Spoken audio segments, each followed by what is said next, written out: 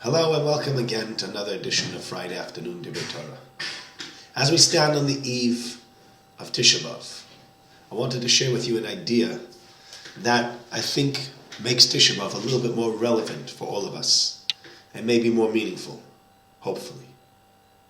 You know, people think about Tisha Beav, they don't know what to say about it. They don't know what to think about it. What is it all about anyway? We sit on the floor, we mourn the temple, never seen the temple, never felt the temple, never knew what the temple was. How can I connect with Tisha Beav? There was once a fellow, they tell this parable that there was once a fellow whose mother passed away in childbirth, and as a child he grew up and he said Kaddish for her. And then when he reached 13, they brought him to her gravesite and they showed him his mother. And she said, see this grave, this is your mother, this is the woman who gave up her entire life just to be able for you to live. And the problem is, the poor child looked down at that grave and he just didn't know what to do with it. He didn't know how to help himself or what to say about this grave, because at the end of the day, yes, it's his mother, but he's never had anything to do with her.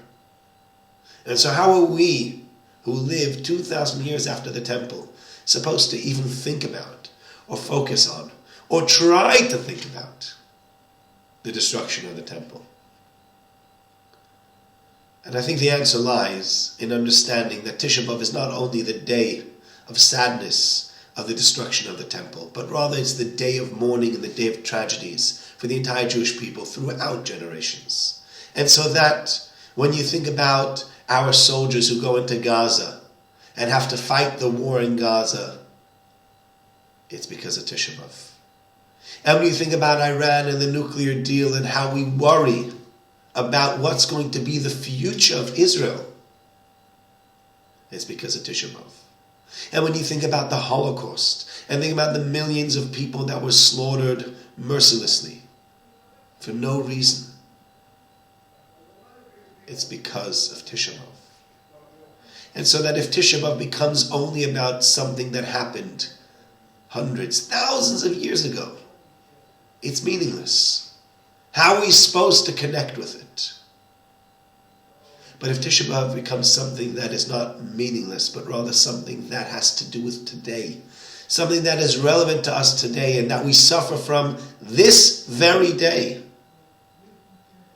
then Tisha Beav has a lot more meaning. And I think we have till Sunday to Tisha Beav. We got a long Shabbos ahead of ourselves. Maybe spend some time focusing on Tisha Beav. Maybe spend some time reading about Tisha Beav.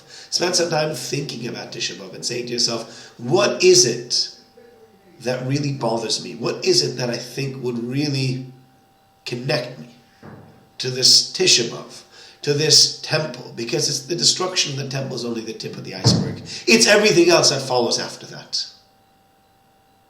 And if we can do that, and if we can focus just that little bit beyond the temple, beyond everything else, to understand what it's really all about, maybe this year we'll have a more meaningful fast. And maybe this year God will say, that's the last fast that you need to have.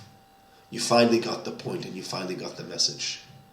And please God, He'll bring us home, back to Jerusalem.